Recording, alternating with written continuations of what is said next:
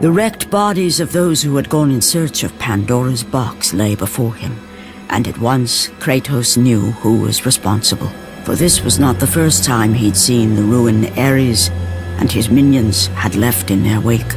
Kratos had experienced it firsthand years before.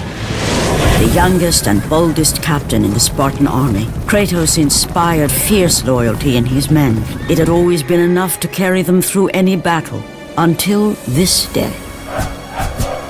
The barbarians to the east numbered in the thousands,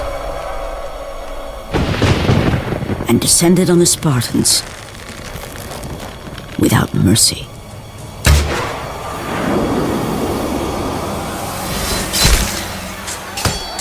The battle lasted near hours.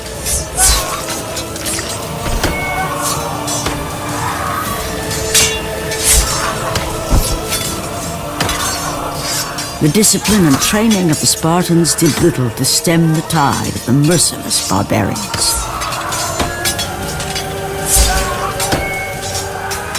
The soldiers faced a massacre, while their young captain faced the end of his brilliant career and his life. But to Kratos, victory was worth any price, even his soul. Ares! Destroy my enemies, and my life is yours!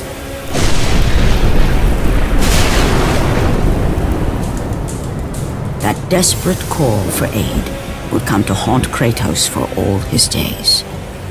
By the gods, what have I become?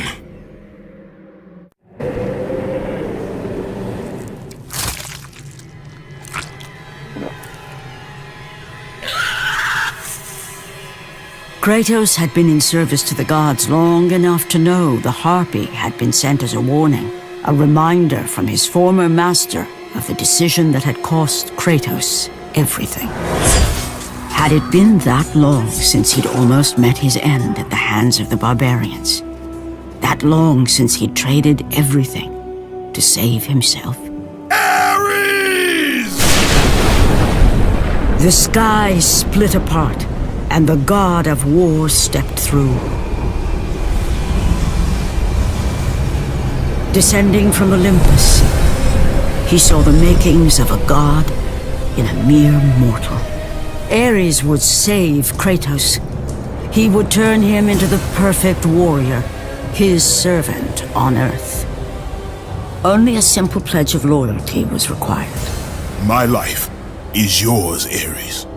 From this day, I shall carry forth your will. And his fate was sealed. As promised, Ares rescued his new disciple, bringing forth the power of a god, destroying those who would slaughter Kratos and his men.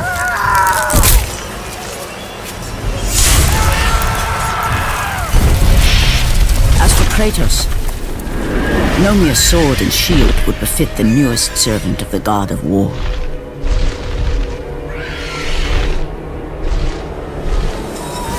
The blades of chaos, forged in the foulest depths of Hades. Once attached, the chains remained so, chained and seared to the flesh, a part of the bearer's body, a permanent reminder of Kratos' pledge. In return, ultimate power. The rage of Ares exploded from within. But soon, he would learn the true cost of such power. A cost too high even for Kratos to pay. Wretched beast! I know who it is you serve! Return to your master! Tell the god of war I am his no longer. Tell him he is not safe while I walk the earth.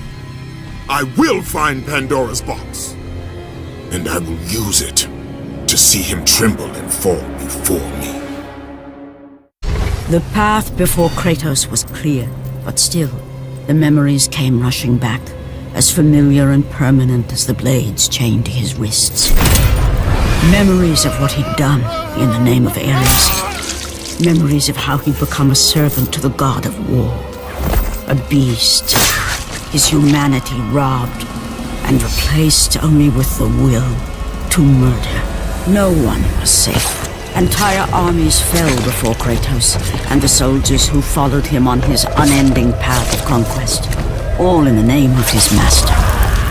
Those who offered resistance of any kind were dealt with quickly. They've built this temple to offer prayers to Athena! This entire village stands as an affront to Lord Ares! Burn this village! Burn it to the ground!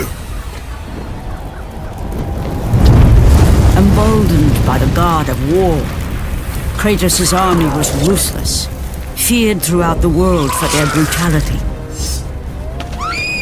All that mattered was conquest in the name of Kratos, their great leader, who had become near invincible. He feared nothing.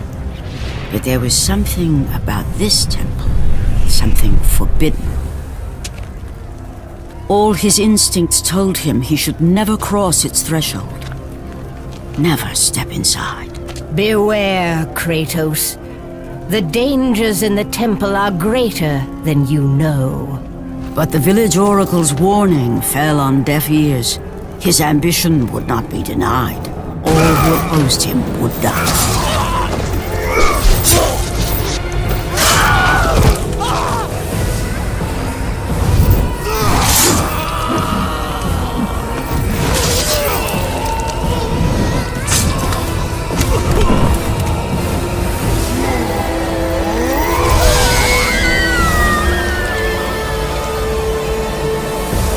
In that instant, the glory he had reveled in turned to horror. The image of his two final victims would stay with him for all his days. With that act, Kratos knew he could no longer serve his master.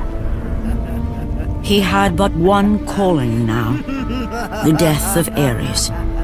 He would murder the god of war. Ares, you will die for what you did that night.